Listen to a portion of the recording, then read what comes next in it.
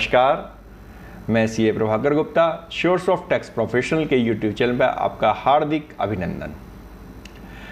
दोस्तों, हमने कुछ समय पहले एक वीडियो बनाई थी जिसमें हमने बताया था कि यदि आपका टीडीएस किसी भी सेक्शन में यानी 194C में, एच में, आई में, जे में, किसी भी सेक्शन के अंदर यदि आपका टीडीएस कटता है तो उस केस में 194Q के अंतर्गत टीडीएस नहीं कटेगा।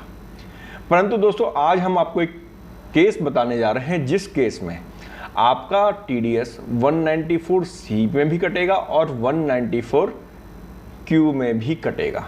जी हाँ दोस्तों, अब आप कहेंगे कि ये कैसे पॉसिबल है। हम जब आपको पहले ये बात बता चुके हैं कि 194C यदि एप्लीकेबल हो गया तो 194Q एप्लीकेबल नहीं होगा, यानी कि दो में से कोई एक सेक्शन के अंदर ही टीडीएस कटेगा। परंतु आज हम बात कर रहे हैं कि 194C में भी टीडीएस कटेगा और 194Q में भी टीडीएस कटेगा। ऐसा कब? तो दोस्तों, पहले हमें यह समझना होगा कि 194C किसके बारे में बात करता है, 194Q किस बारे में बात करता है। तो बेसिकली 194C जो बात करता है वो बात करता है कॉन्ट्रैक्ट की, सर्विसेज की। यदि हम कोई सर्विस का कॉन्ट्रैक्ट देते हैं किसी भी व्यक्ति को, हम उसके अगेंस्ट कोई पेमेंट करते हैं, तो उस केस में टीडीएस काटना होता है 194C के अंतर्गत। और 194Q जो बात करता है वो बात करता है TDS on purchase of goods, यानी कि जब आप कोई गुड्स को परचेज करोगे, जब आप कोई सामान परचेज करोगे तो उस केस में 194Q एप्लीकेबल होगा। हमने डिटेल में बताया है कि कौन कौन सी कंडीशंस हैं, किस केस में 194Q एप्लीकेबल है, इसलिए उसे हम आज डिस्कस नहीं करने जा रहे हैं। उसके लिए आपको हमारी उन वीडियोज को देखना होगा। परंतु हम ये एज्यूम कर रहे हैं, आज हम जो केस लेके चल रहे हैं वो ये एज्यूम कर रहे हैं कि उस केस में 194Q की एप्लीकेबिलिटी भी बनती है, वो सारी कंडीशंस 194Q की भी फॉलो करता है। तो अब 194C में टीडीएस कटेगा या 194Q में? तो दोस्तों, वो केस क्या है?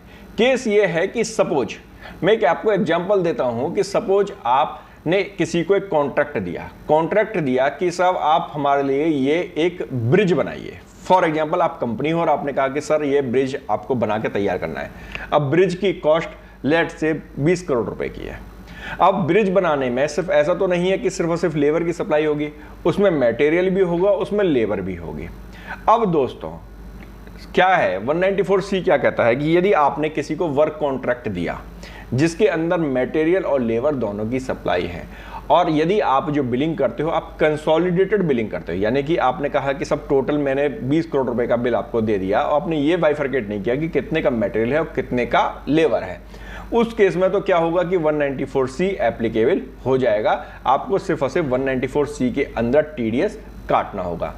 परंतु यदि आपने बिल पर यह बाइफरकेशन दे दिया कि जी इसमें से लेट से 15 करोड़ रुपए का मटेरियल है और 5 करोड़ रुपए की लेबर है, जो आपने बिल काट के दिया, अब उसमें क्या हुआ कि 15 करोड़ आपके सप्लाई ऑफ गुड्स हो गई। अब जैसे ये सप्लाई ऑफ गुड्स हुई तो इस पर सेक्शन क्या आ गया आपका, 194Q। और जो लेबर है, लेबर के ऊपर सेक्शन क्या आ गया, 194C।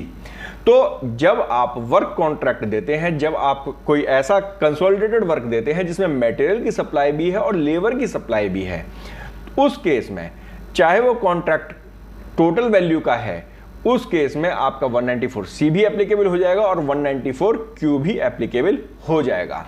तो दोस्तों, आपको ये ध्यान देना होगा कि जब आप किसी को कॉन्ट्रैक्ट दे रहे हैं तो कॉन्ट्रैक्ट आपने किस नेचर का दिया। यहां मैं आपको फिर से एक बात और रिमाइंड कराना चाहूंगा कि यदि आपने उसमें बाइफरकेशन नहीं दिया मटेरियल का और लेबर का, और आपने वर्क कॉन्ट्रैक्ट टोटल 20 करोड़ का दिया और सामने वाले ने बिल भी आपको टोटल 20 करोड़ रुपए का दे दिया विदाउट बाइफरकेशन, जस्ट उसने सपोज लिख दिया कि जी कंस्ट्रक्शन ऑफ ब्रिज, उसने ये लिख करके 20 करोड़ रुपए का बिल दे दिया, तो फिर आप 194Q के अंदर टीडीएस नहीं काटेंगे। उस केस में आप 194C के अंदर टीडीएस को काटेंगे। दोस्तों, मुझे लगता है कि अब आप क्लियर हो चुके होंगे कि किस केस में 194C लगेगा, किस केस में 194Q लगेगा और किस केस में दोनों ही सेक्शन एप्लीकेबल होंगे। तो आप जब भी पेमेंट करें ध्यान देके करें कि हमें 194C लगाना है या Q लगाना है या दोनों ही सेक्शन लगाने हैं। आपको ये जानकारी कैसी लगी हमें कमेंट बॉक्स में कमेंट जरूर कीजिएगा। चैनल को लाइक, शेयर और सब्सक्राइब कीजिए और बेल आइकन को बजाना मत भूलिएगा। नमस्कार।